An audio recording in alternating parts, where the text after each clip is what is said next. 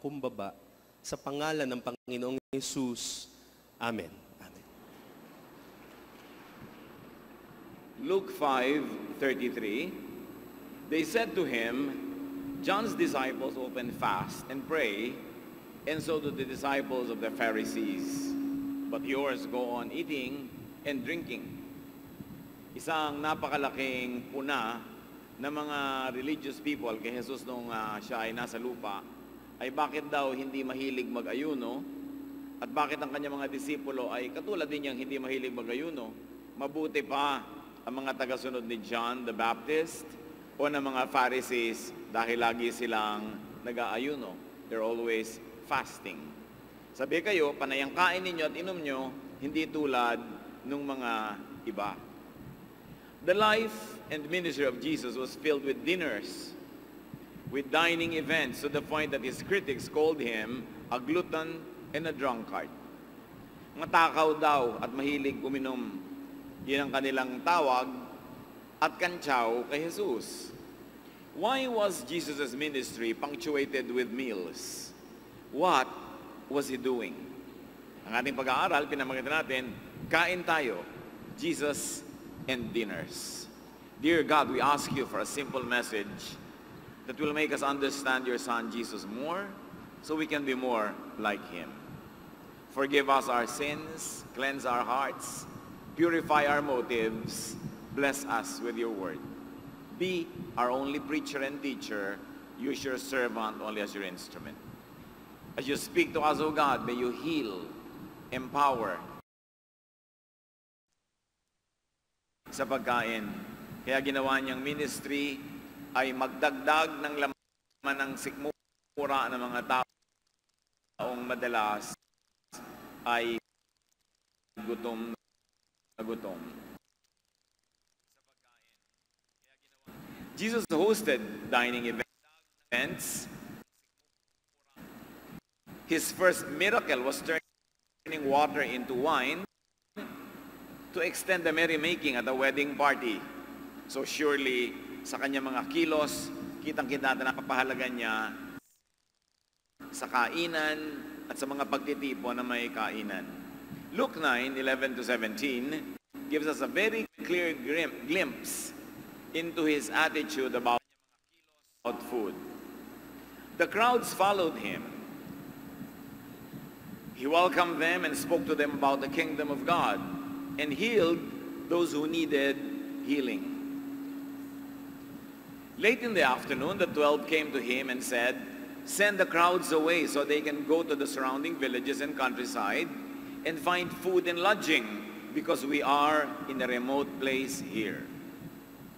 He replied, you give them something to eat. They answered, we have only 5 loaves of bread and 2 fish. Unless we go and buy food for all this crowd. About 5,000 men were there. But he said to the disciples, have them sit down in groups of about 50 each. The disciples did so, and everyone sat down. Taking the 5 loaves and the 2 fish and looking up to heaven, he gave thanks and broke them. Then he gave them to the disciples to distribute to the people. They all ate and were satisfied, and the disciples picked 12 baskets of broken pieces that were left over. One of the most enduring stories of Jesus' ministry.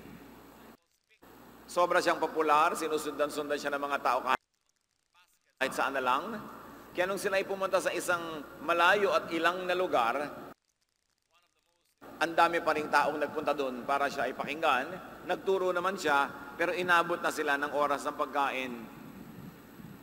At ang kanyang mga disipulo, ever practical, so to speak, suggested to Jesus, pauwiin na, itaboy na ang mga tao sapagkat oras na ng kainan. Wala namang pagkain dito, walang mabibilhan, at walang shelter man lang dito kung abutin ng gabi. So mabuti pa, disperse the crowds, send them away. Sabi ni Jesus, pakainin nyo. Anong ipapakain natin? Wala naman kaming nahanap dito, kundi 5 maliliit na tinapay at 2 isda. niya, paupuin niyo sila, tumpok-tumpok, grupo-grupo, mga 50 katao kada grupo. At matapos ipanalangin ni Jesus ang konting pagkain yon, gumawa na naman siya ng himala, pinagpira-piraso, i-distribute sa mga tao, at to make a long story short, lahat nabusog at 12 basket pa na mga natira, sobra, ang nakolekta ng mga alagad. At ang lahat ay nasyahan. He did a miracle to extend a wedding party by making wine out of water. Now He makes so much food out of so little. Miracle to produce food and drink. Mark 6:31, because so many people were coming and going that they did not even have a chance to eat, He said to them, "Come with me by yourselves to a quiet place and get some rest." And naturally also some food. Kahit ang kanyang mga disipulo na talagang tinuruan niya, sinanay niya na maglingkod sa mga tao, magpakain, magpagaling, magturo. Nung sobrang pagod na sila at gutom, hindi sila makapagpahinga sa dami ng mga taong laging bubuntot-buntot, hahabol-habol sa kanila at hindi sila bigyan ng oras magpahinga. Ang sinabi ni Jesus, halika kayo, sumama kayo sa akin sa isang lugar na di nila tayo masusundan, tahimik, tayo-tayo lang, magpahinga kayo. At natural, dahil gutom sila, ay kumain sila. Ang mga tao naman kasi sa ministry, hindi ka nabigyan ng pahinga kumisan. Katatapos mo pa lang ng kahaba-habang ministry, heto na naman, demanding your attention, demanding your time, para magswak ka sa kasya nila at oras na gusto. Hindi nila tinitingnan kung pagod ka na ba, wala ka na bang energy. Basta kailangan maministeran mo pa sila. At may napakagalinaw dito. Para magswak ka sa kasya nila at oras na gusto, hindi nila tinitingnan kung niya na mag-share. Yung mga maraming blessing, sobra sa pangangailangan nila, kailangang hatian, bigyan yung mga sa kabila ng pagsisikap ay talagang kapos pa rin. Kaya para kay Jesus, ang maraming pagkain, magpakain sa walang pagkain. Ang maraming damit, magbigay doon sa halos ay walang damit. Yung merong lugar, kailangan mag-accommodate ng mga walang lugar. Sabi niya sa Luke 3:11, sabi ni John, anyone who has 2 shirts should share with the one who has none, and anyone who has food should do the same. Turo ni Jesus, echoing from the mouth of people who believed in Him. Kaya yung sinasabi ni Karl Marx na from each according to ability, to each according to need, is actually an echo of the original teachings of Jesus nearly 2,000 years before Karl Marx. Hindi yun bago. To Jesus, it was important to level the playing field, to share resources. Ang kalagayan kasi ng mga tao noong panahon ni Jesus, sobrang imbalance. Napakakonte ng may-ari ng sobrang daming kayamanan at napakaraming agawan sa kapra-kaprasong natitira na lang na konte na kayamanan ng bayan. Kaya kasama sa kanyang ministry ang talagang mga tao ng panahon ni Jesus, sobrang imbalance. Talagang pagpapakain para sa physical need at hindi lang tao ang nag-aagaw-agawan sa kapra-kaprasong natitira lang yon to equalize or at least kaya kasama sa kanyang ministry tend to equalize all the imbalances in the distribution of wealth. Merong isang mayaman na pumunta kay Jesus, sabi niya, paano po ba ako magkakaroon ng buhay na walang hanggan? Paano ba ako makakasama sa inyo? At sabi ni Jesus, alam mo naman, sundin mo lahat ng kautusan. Nasunod ko na po lahat yan. Kaya pwede na ako sumama sa inyo. Ang sabi ni Jesus, may kulang pa.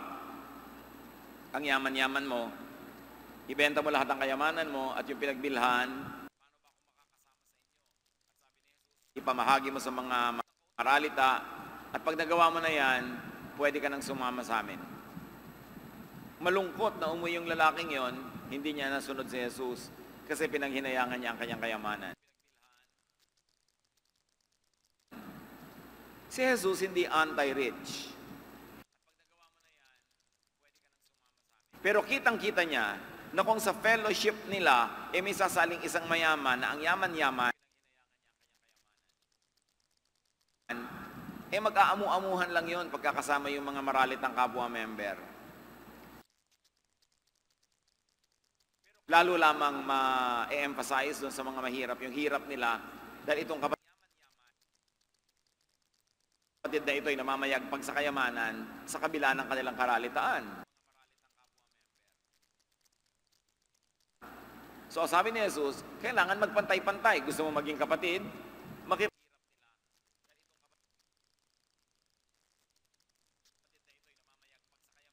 Pantay ka, huwag nating sobrang lakihan ang pagkakaiba ng iyong kabuhayan sa iba. So, ipamigay mo ang iyong mga kayamanan at pagkahalos pare-pareho na lang tayo ng status sa buhay, pwede ka nang makipantay, makisabay, sumama ka.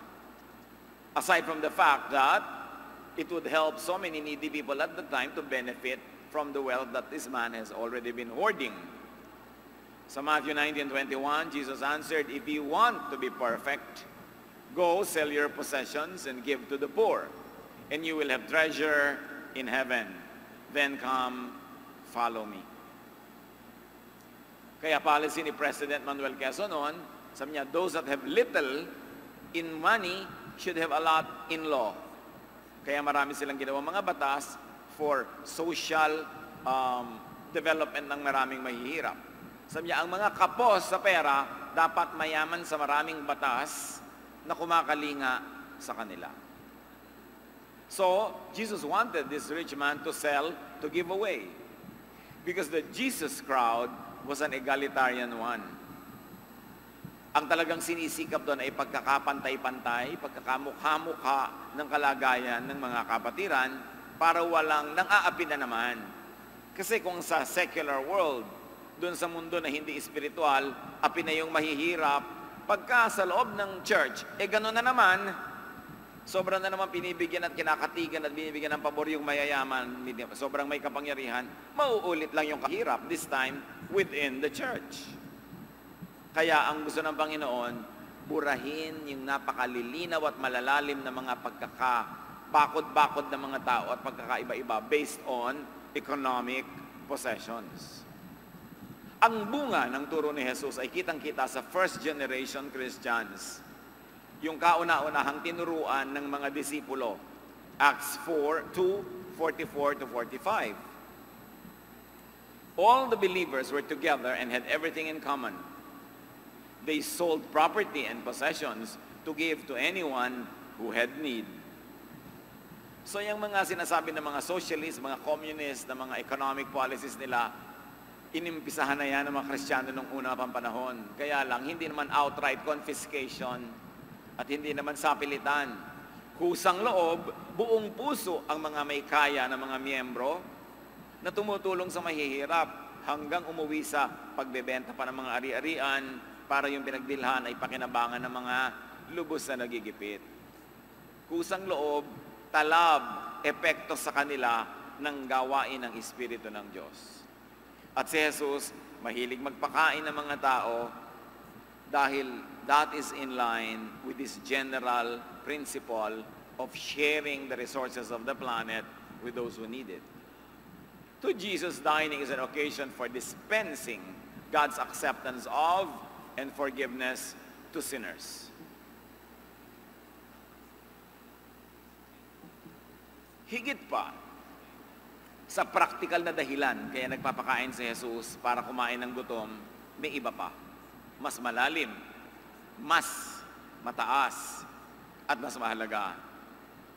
Ginamit ni Jesus ang hapagkainan para maging entablado ng pagtanggap ng Diyos sa mga taong itinatakwil ng lipunan, lalo yung itinatakwil ng temple, sa pagbibigay sa kanila ng kapatawaran, at sa walang patakarang pagtanggap sa kanila sa pamilya ng Diyos. It is very interesting to study the dining habits and the dining activities of Jesus because He dispensed lots of forgiveness to sinners who were not accepted by the religious system, and He was dispensing that at dinner sa oras ng pagsasalo-salo. Luke 5:27 to 32. After this, Jesus went out and saw a tax collector by the name of Levi sitting at his tax booth. "Follow me," Jesus said to him. And Levi got up, left everything, and followed him. Then Levi had a great banquet for Jesus at his house, and a large crowd of tax collectors and others were eating with them. But the Pharisees and the teachers of the law who belonged to their sect complained to his disciples, "Why do you eat and drink with tax collectors and sinners?" Jesus answered them, "It is not the healthy who need a doctor, but the sick. I have not come to call the righteous, but sinners to repentance." Makikita ninyo yung strategy ni Jesus sa soul winning. Gusto niyang marating, maabot, matulungan ang maraming mga makasalanan. At nung araw, yung mga makasalanan, akala mo naman sila lang yung makasalanan. Ibig sabihin lang, sila yung ang kasalanan ay sobrang publicized, sobrang listado, at sobrang branded na sila na makasalanan. Tax collectors, for instance. Siyempre, yung mga tinatawag na mga yakit dyan sa lansangan na mga ibinebenta ang katawan in prostitution. Yung mga nangangalon niya, yung mga nagnanakaw. At hindi lang yon, yung mga nakakalabag sa mga purity laws ng relihiyon ng mga Israelites were considered sinners. Ang mga pare ng kanilang bayan noon ay hindi maglalakad sa kalsada na were considered sinners. Ang mga pare ng kanilang bayan noon ay hindi maglalakad sa kalsada na ang mga bahay ay tinitira ng sinners, lalo't kung ang araw ay nasa east or west pa lang sa umaga o hapon. Kasi ayaw nila na yung ni-anino ng bahay na yon ay masilungan nila habang naglalakad sila. Ganon sila kahiwalay sa mga sinners. Pero si Jesus, pinili niya talagang tawagin si Levi na nandun sa kanyang tolda, nangongolekta ng buwis sa mga dumadaan na caravans, mga traders, bawat dadaan doon, hihinga ng buwis. Yung mga may dalang tinda, yung mga naglalakbay, etc., etc. Talagang siya yung tinawag. At natural, dahil si Levi yung sumunod sa kanya, sino ang susunod niyang makakasalamuha? Ay di mga kaibigan ni Levi. Matapos si Levi makakilala kay Jesus, natural may namagitan sa kanila na usapan, he was ministered to. Nag-organize siya bigla ng dinner sa bahay niya kinagabihan. Imbitado niya lahat ng kapwa niya, tinatawag na tax collectors and sinners. At nandun si Jesus. Sa isang iglap, ang dami niyang miniministeran ng mga people who fall in the cracks, outcasts. Kasi sinimulan niya yung kanyang contact with somebody who was an outcast. Siyempre, kung ang ginawa mong contact, manang, pumunta ka sa kanyang pagtitipon, puro manang din ang aabutan mo doon na bisita niya. Pagka ang pinuntahan mo ay conservative, ang mga bisita niya puro conservative din. Ang hinahanap ni Lord ay talagang mga nire-reject ng lipunan. Yun ang una niyang gustong tanggapin, patawarin at mahalin.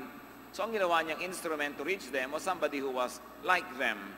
And it was a very successful evangelistic activity. Nandun ang Panginoong Jesus, nakikisalamuha, nakikihalubilo, nakikipagmabutihan, nakikisangkot, nakikisama, at nakikiisa in spirit doon sa mga taong nangangailangan sa Diyos. Na-offend naman yung mga religious leaders, sabi nila, bakit kayo at yung amo ninyo na yan, sinasabi niya sa mga disciples, bakit siya nakikihalubilo sa mga makasalanan? At narinig yun ni Jesus. Sabi niya, ang mga magagaling at malulusog tulad nyo, hindi nangangailangan ng doktor.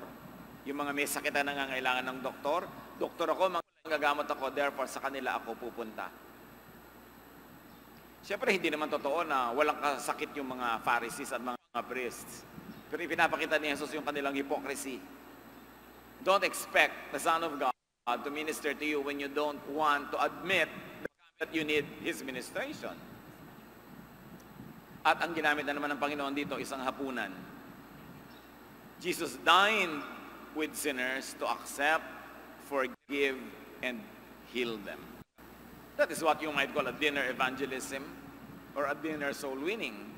Lifestyle love, not verbal love. Na ipapadama niya agad ang pagpapahalaga niya doon sa mga tao sa pakikisalo sa kanila sa hapagkainan.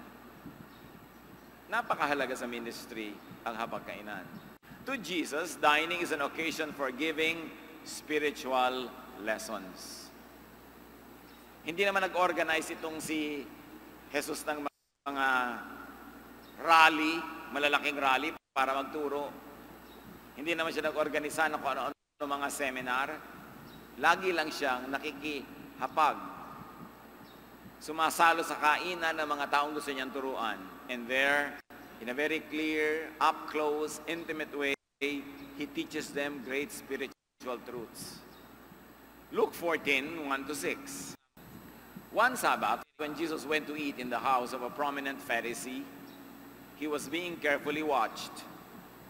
There in front of him was a man suffering from abnormal swelling of his body. Jesus asked the Pharisees and experts in the law, "Is it lawful to heal on the Sabbath or not?" But they remained silent. So taking hold of the man, he healed him and sent him on his way. Then he asked them, "If one of you has a child or an ox that falls into a well on the Sabbath day, will he not immediately pull it out?" And then they said nothing, or they had nothing to say. It was really a classic dinner class. Habang siya'y buong ingat na sinusuri ng mga nandoon para makipaghapunan sa kanya, nag-demonstrate ang Panginoon ng isang mahalagang katuruan. Ang mga Diyos kasi sobrang pagpapahalaga nila sa Sabbath. Hindi ka pwede magluto during the Sabbath, kaya dapat lutuin mo na the day before the Sabbath at yung kakainin mo sa Sabbath. Hindi ka pwede magligpit ng pinakainan mo during the Sabbath day, after na lang. Napakarami nilang ganun mga batas. Sabi ngayon ni Jesus, mayroong isang tao doon na namamanas. Manas na manas yung katawan, magang-maga. Sabi niya, katanggap-tanggap ba? Tatanggapin ba ng batas o labag sa batas na magpagaling ng nangangailangan kung ito ay araw ng Sabbath? Walang umibo. They did not want to be committed with a yes or no answer. At pinagaling ni Jesus yung pasyente. Tapos pinauwi. Sabi niya, kayo, kung ang anak niyo ba nahulog sa balon, o kahit alagang hayop niyo lang nahulog sa balon, araw ng Sabbath, hindi niyo ba sasagipin? Wala, lalong kumibo. Of course, later on, tsaka sila kikibo. Pagka ipapako na nila si Jesus at pagpapatayin na nila, pero nung okasyon na yon, hindi sila kumibo. So, nandun si Jesus para magturo ng leksyon. If he declined the invitation of these religious people, he would have not given them a fine example of the Jesus love and the love of the Father in heaven that he represents. So sumasama naman si Jesus sa mga dinner ng mga Pharisees at religious people. Pero kitang-kita nyo, sinusuri siya ng mga kasama niya. Hindi siya inimbita para siya mahalin. Inimbita siya para suriin. So Jesus was invited to dinner, but he was going to be eaten for dinner, spiritually speaking. To him, dining is an occasion for intimate fellowship and enjoyment. Revelation 3:20, napakaganda ng kanyang picture of true fellowship. Here I am, Jesus is supposed to be saying, I stand at the door and knock. If anyone hears my voice and opens the door, I will come in and eat with that person and they with me. Para kay Jesus, yung dadulog siya sa hapagkainan, sasama sa iyo, is an ultimate reward. Sa inyo, kumakatok ako sa pintuan, sino mang magbukas, narito ang gagawin ko. Papasok ako sa bahay na yon, uupo sa hapagkainan at makikisalo sa pagkain noong may bahay. It was a dinner fellowship. Hindi basta lang para mabusog. Sa Kanya, I'm giving you my time. I'm giving you my attention. I'm giving you my love when I dine with you. At siyempre, yung oras ay ng pagkain nagagamit para mapag-usapan kung ano yung mga dapat pag-usapan, lalo na yung mga ano bang spiritual na pangangailangan ng taong kasalo. Luke 7:34, the Son of Man came eating and drinking, and you say, he is a glutton and a drunkard, a friend of tax collectors and sinners. Hindi kailanman natawag si Jesus na a friend of the conservatives or a friend of the religiously correct or a friend of the religious establishment. He was called a friend of tax collectors and sinners. Kasi yun talaga ang inuna niya, pinakisamahan at sinagip mula sa kadiliman. Luke 24:41-43, after the resurrection, ano ang isa sa mga notable na ginawa ni Jesus? And while they did not believe it because of joy and amazement, he asked them, do you have anything here to eat? They gave him a piece of broiled fish, and he took it and ate it in their presence. Ang laki ng nangyari, bumangon si Jesus mula sa kamatayan. Ang laki ng nangyari dahil pati ang kamatayan ay nagapi. Tapos, pumapasok siya doon sa kwartong nakasara ang mga pinto, dumadaan siya sa mga dingding. Ang laking himala. Hindi makapaniwala ang kanyang mga disipulo kung siya nga ba yun o hindi, bumangon nga ba siya o hindi. Pero ang natupag ni Jesus ay ito, sabi niya, may makakain ba kayo dyan? At pinakain siya ng inihaw na isda. Kumain naman siya, haba ang lahat ay nakatunganga sa kanya. Anong kahulugan ito? Talaga nga ba siya ang gluton? Puro pagkain na lang mahalaga? But here, Jesus was showing His love to His disciples who deserted Him. Nung siya ay inaresto sa Garden of Gethsemane, nagpulasan at nagtakbuhan lahat. Isa lang ang sumunod hanggang doon sa bahay ni Caiaphas, kung saan si Jesus ay nililitis, si Pedro. Pero nung na-corner si Pedro, tinatanong siya kung talagang siya ay alagad ni Jesus, itinatuwa niya ang Panginoon. So lahat sila nawala. So anong unang ginawa ni Jesus? Nung makikita silang lahat, sabi niya, may pagkain ba kayo? Kumain siya.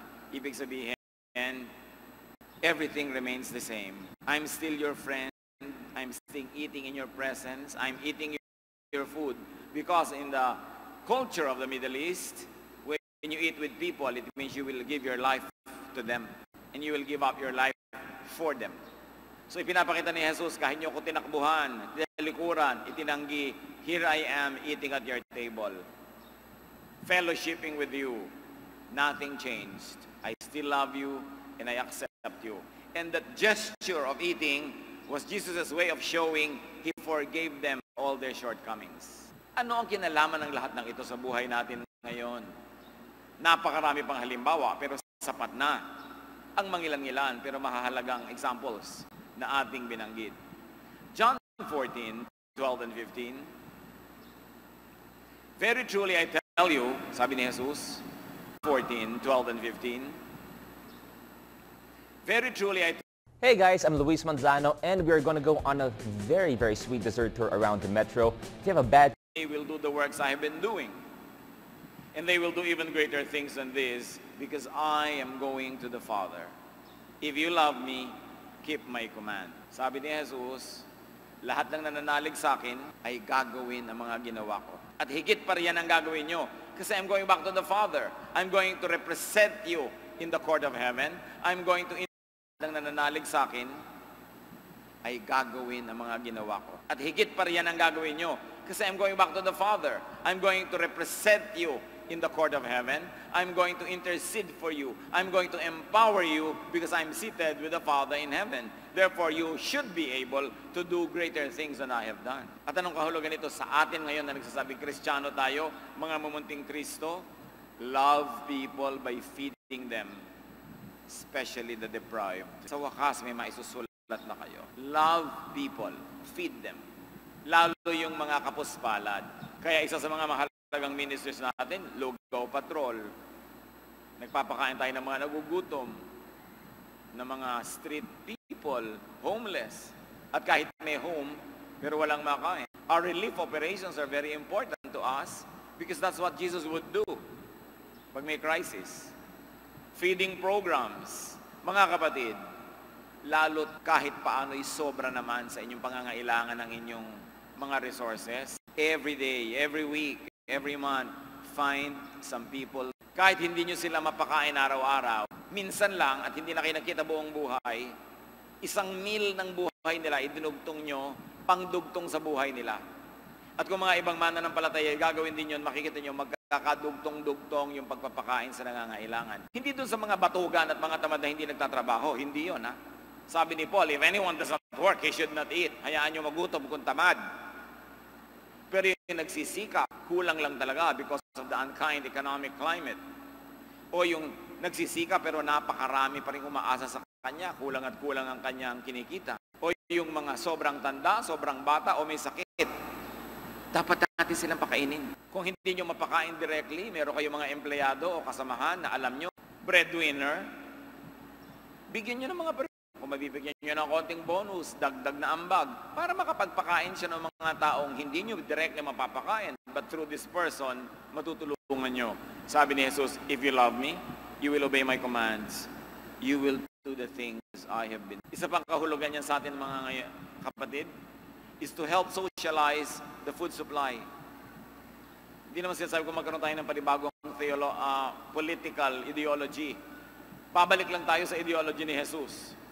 Help so that the system will be more kind, so that people will have all their basic needs like clothing, shelter, money.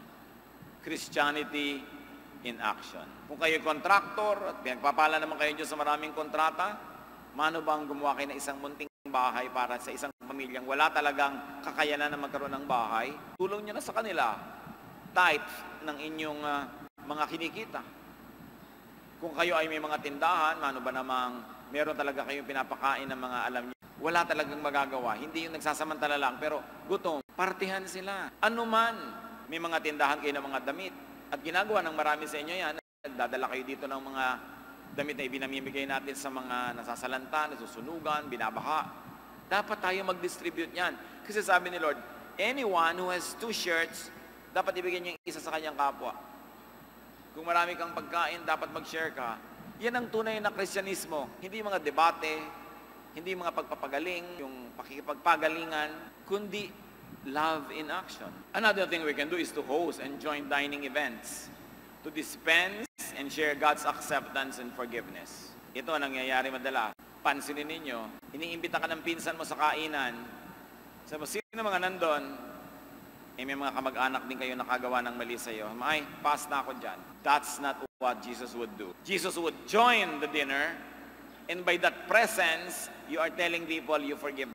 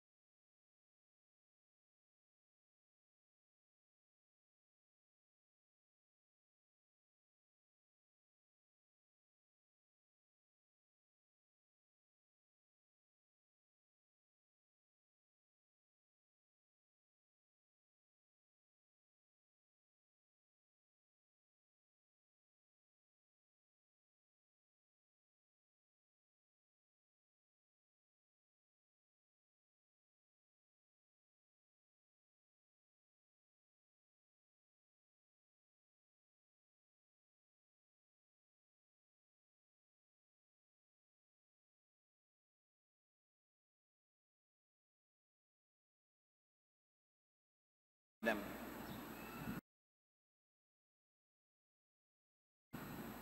Yan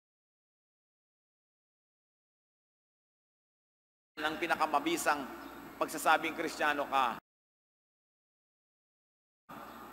Makikisalo ka sa pagkain sa mga taong nagkamali sa iyo. And whether or not you formally and verbally tell them you forgive them, just by being there and being nice, you are telling them you're forgiving them. Kasi yun ang ginawa ni Jesus eh. Nagpatawad siya ng maraming kasalanan ng tao habang kumakain sila. At pag ginawa natin yun, ginagawa natin ang gawain ni Kristo. Join social events of relatives and friends, even of what some people call unbelievers. Marami nagtatanong sa akin kahit sa Facebook, Tito, pwede po ba ako umattend ng kasalan ng cousin ko? Kasi po iba ang religion niya, pero lumaki kaming magkaibigan, close na close kami, ikakasal siya, pero ayoko pong umattend kasi ibang religion niya. Kung umattend ka, hindi ka mabubulit sa impyerno, hindi ka papasukan ng impakto, at hindi ka mapapasama at hindi mamasamain ni Jesus na maging mabuti kang pinsan, maging mabuti kang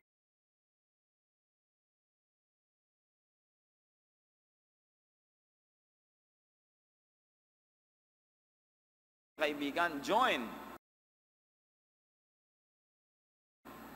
So ganun din po ba, iniimbita po ako ng tiya ko sa pasyam ng namatay niyang asawa. Eh ba't ka hindi attend? Dahil born again Christian ka, hindi ka attend? Sinabi ba sa iyo ni Jesus yun? Hindi ba si Jesus nandun nga sa lahat ng mga social events na nakikriticize siya dahil according to the taste and according to the standards of the religious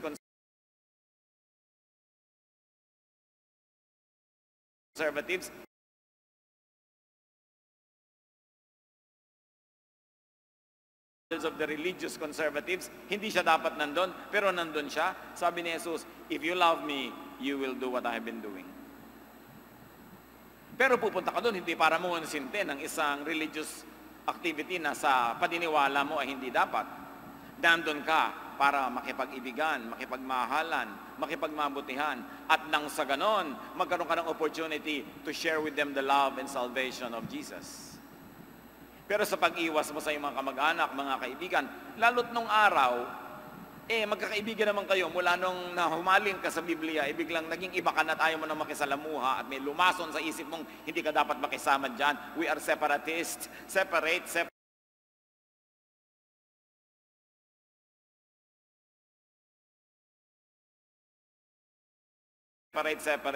Hindi yan turo ni Jesus. Because Jesus was never separatist. Jesus was never exclusive. He was inclusive. Sabi niya, come to me all of you who are tired and heavy laden, and I'll give you rest. Whoever, to as many as believed in Him,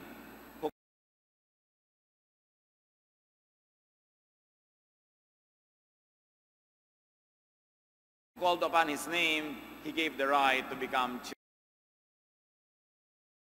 children of God. So be there and give spiritual lessons. Hindi ka naman makikisama.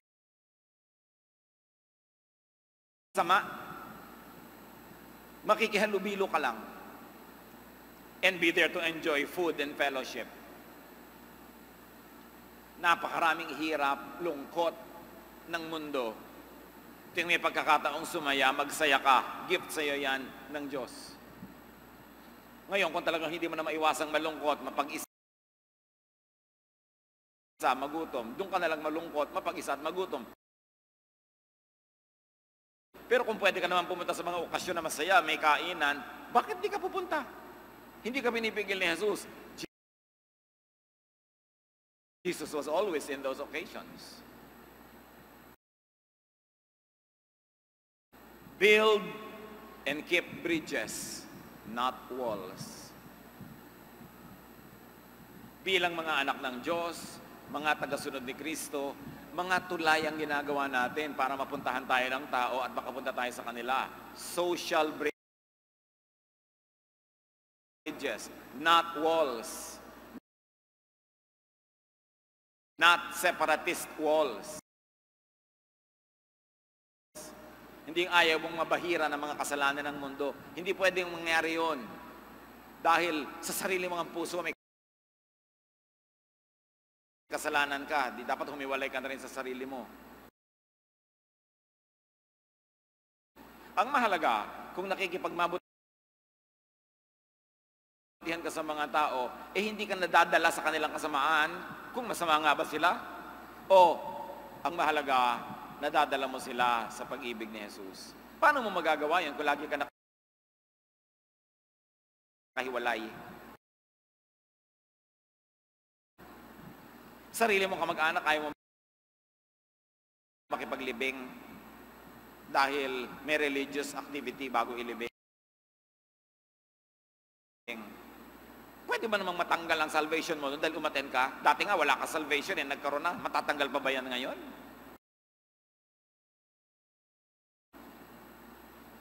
Marami kasi mga tao tinatakot ng kanilang religious leaders para masolo nila yung mga tao na yun.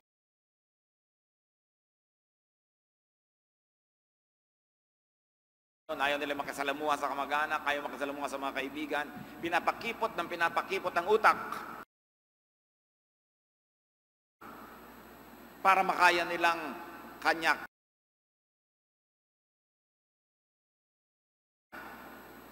Makaya nilang manipulate. Ayaw nilang pinapakinig kahit kanino. Ayaw nilang sumasama kahit kanino. Para sila lang ang boses na pumapasok sa tenga ng kanilang mga miyembro at na brainwash to become robots. And these people become unkind to their very relatives and friends in the name of Jesus. No, Jesus will not want you to be like that. Go can go to Jesus showed you the way. Enjoy food and fellowship. That too is a gift from God. Si Solomon na binigyan ng Diyos ng pinakadakilang karunungan sa lahat. Sabi niya sa Ecclesiastes 8:15. So, I think we should get as much out of life as we possibly can. There is nothing better than to enjoy our food and drink and to have a good time. Then we can make it through this troublesome life that God has given to us here on earth.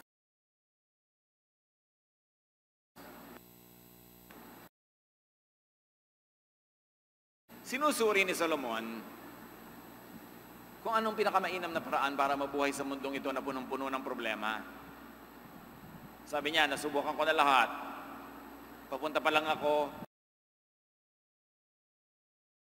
Kayo, pauwi na ako. So makinig kayo sa akin. Heto ang mga konting bagay sa mundo na dapat ginagawa. Enjoy your food and drink as much as you can. Malaking tulong yan para maitawid kayo sa daming hirap sa buhay na ito.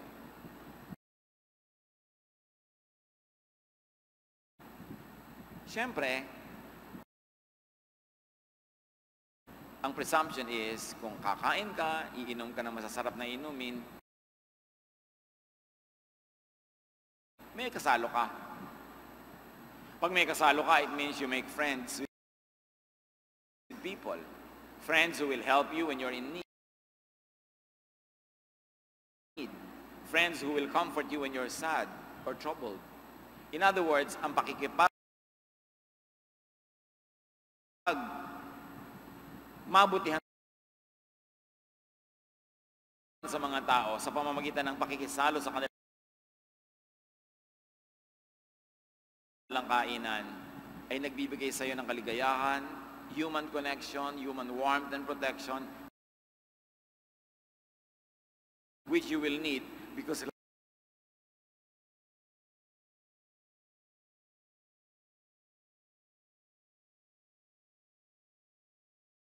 life is full of troubles. Therefore, dine with people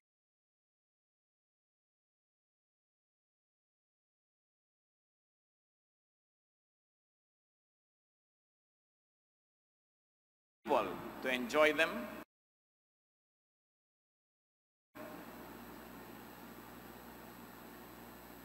And very importantly, dine with people to make them enjoy you. Huwag tayo maging makasarili. Sabi mo, ay, iniimbita tayo sa ganung hapunan. Ayoko naman sa mga tao doon, di ako pupunta. Eh, paano kung gusto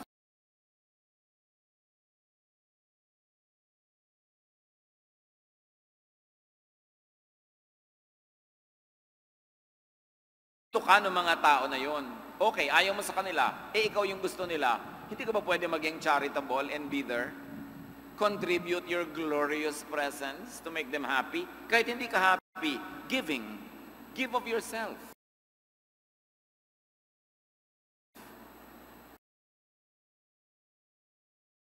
Hindi laging kailangang ikaw ang mag-enjoy. Pagbibigay. Importante. Find reasons and excuses and ways to have dining events. Lalo kapatid, kung binibigyan ka naman ng Diyos ng budget, may kakayanan ka namang magpakain, magpakain ka na magpakain. Kasi dumarating ang panahon sa buhay ng tao, may sakit sa lalamunan, may sakit sa bituka, may sakit sa baga, may kung ano-anong sakit na hindi makakain. So, habang kaya pa ng katawan mong kumain ng kumain, at baka kapag pakain ka sa iba, gawin mo na. Hindi ka nakakatiyak na laging ganyan yan. Hindi ko naman sinabing kumain ng kahit ano na lang na bawal na pagkain. Siyempre, yung tama at helpful. But the joy of sharing together.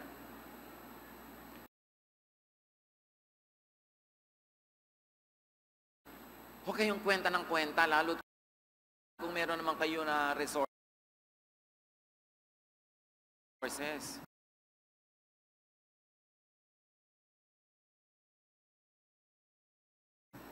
Magyayaya yung mga anak nyo o asawa, kumain tayo sa labas. Ay nako, isang kain sa labas, 7 kain na dito sa bahay. Dito na lang tayo. Oo nga, 7 beses na boring na kainan na yan. Wala na bang pwedeng variety? Hindi ba tayo pwedeng mag-sacrifice ang iba nating expense?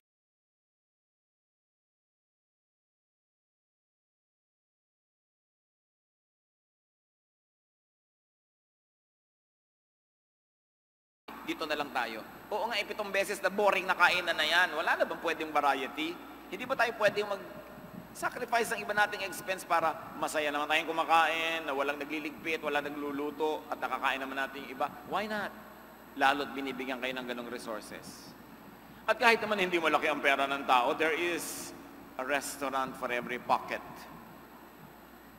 May kilala pa nga ako sa halagang 10,000 pesos sa kapagpakain ng 15 tao sa 2 araw sa isang resort, kasama pa yung tulog.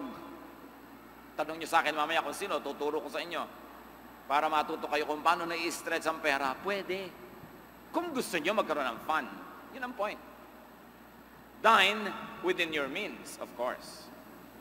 But as we have said, there's a wide variety of restaurants for every budget. But socialize your dining ways.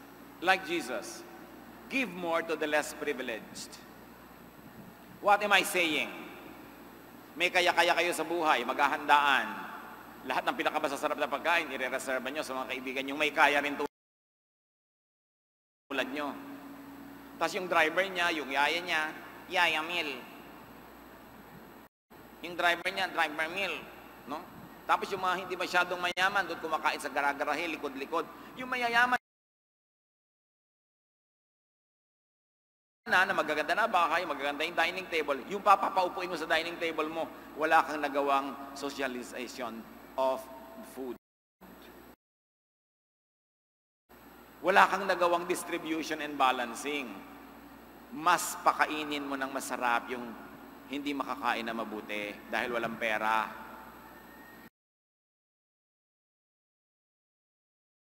Mas hainan mo na magandang plato yung ang mga plato nila, tansan sa bahay nila.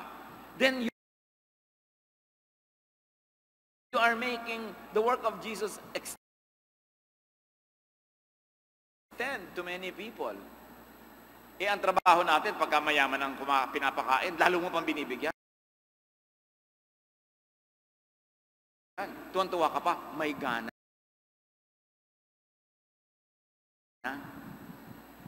Pagka mahirap yung marami kinakain, sabi mo, ano ba yung bisita natin? Patay gutom.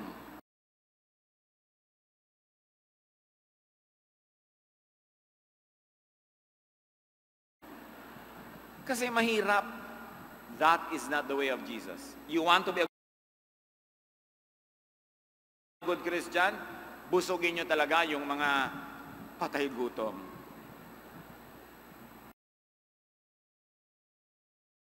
At yung mga mayayaman na nasa bahay nyo, oy, naku, marami na kayong kinakain sa bahay nyo. Ito na lang ang sayo, isang banana, senyorita. Pakain natin doon sa mga katulong natin para sila naman na masyahan.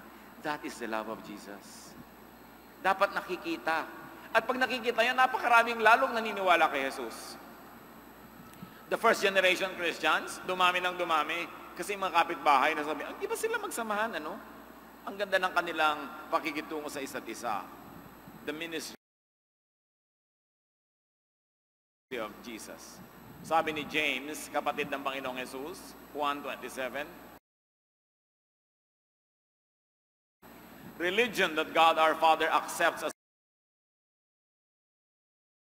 pure and faultless is this, to look after orphans and widows in their distress.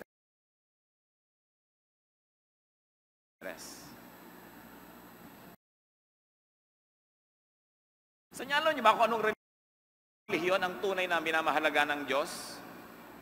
Walang mali, dalisay, walang impurity. Sabi niya, charity.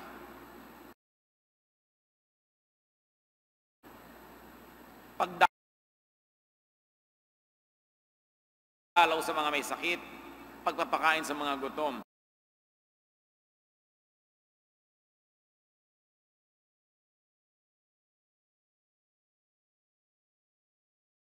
Pagtulong sa mga balo at mga ulila. Daig mo pa ang may PhD sa theology pagka ginagawa mo yon.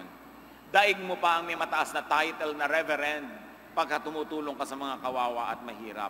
Daig mo pa ang nag-fasting ng 40 days. Daig mo pa ang nag-memorya ng buong Biblia in the oldest version possible. Gumawa ka lang ng mabuti sa kapwa. That is the religion that is pure and faultless as far as our God, the Father in heaven, is concerned. At pag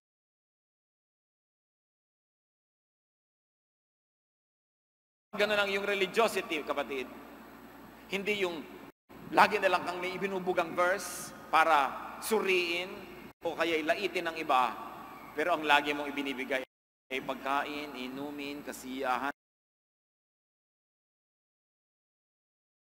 pagmamahal, no theological contest, no debate, no division. God is pleased. We should go back to the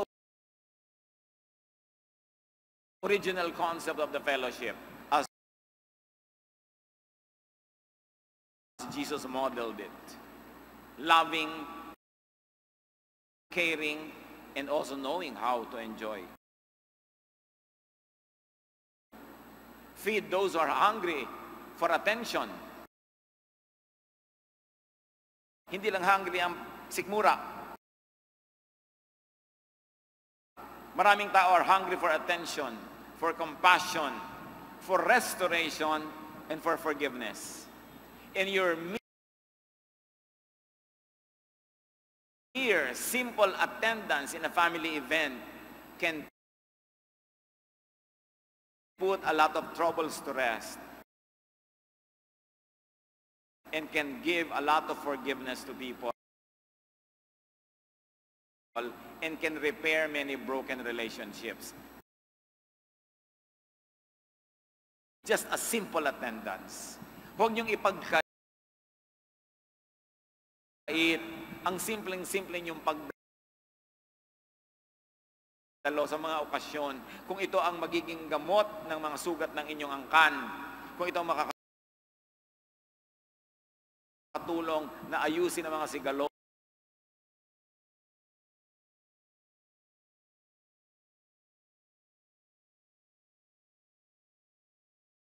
be there as an agent of peace,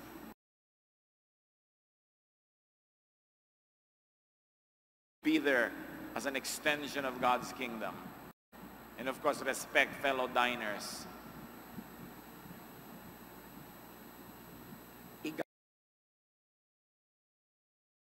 Igalang kahit iba ang situation in life. At katama sa paggalang na ito, no texting at dinner. Mga kaanak, kasama niyo mga magulang ninyo, kapatid niyo sa dining table, no texting.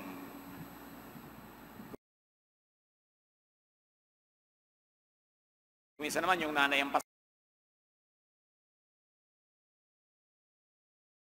pasaway, sa rin yung text ng text, no? Hindi na napapansin yung mga anak.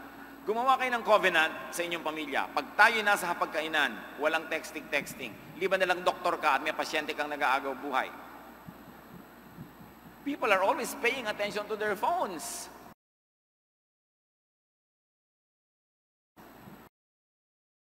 And not paying attention to real, living, breathing people 2 feet, 3 feet away from them. Jesus paid polite and loving attention to whoever he dined with. We owe that to our families.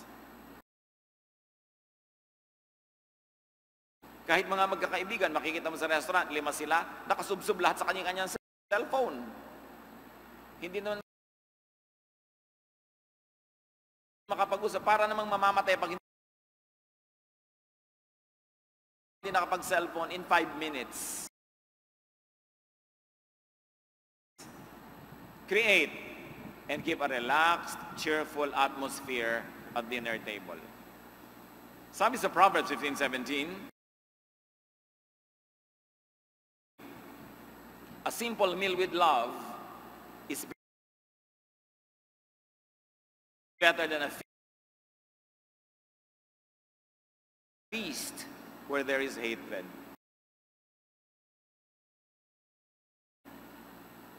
So kung ang elaborate preparation, ipapagod lang sa inyo at mag-aaway-away tuloy kayo, simple na lang. Mas mabuting simple na mapayapa at masaya kesa elaborate pero magulo. And people of God, no arguments, no sermons,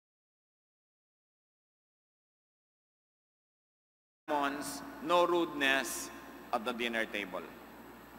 Mga magulang, kung gusto nyo sermon ng mga anak nyo, at madalas ay dapat naman, huwag yung itapat sa kainan. Sa ibang oras, tawagin ninyo, halika anak, mag-usap tayo. Patungtungin nyo sa live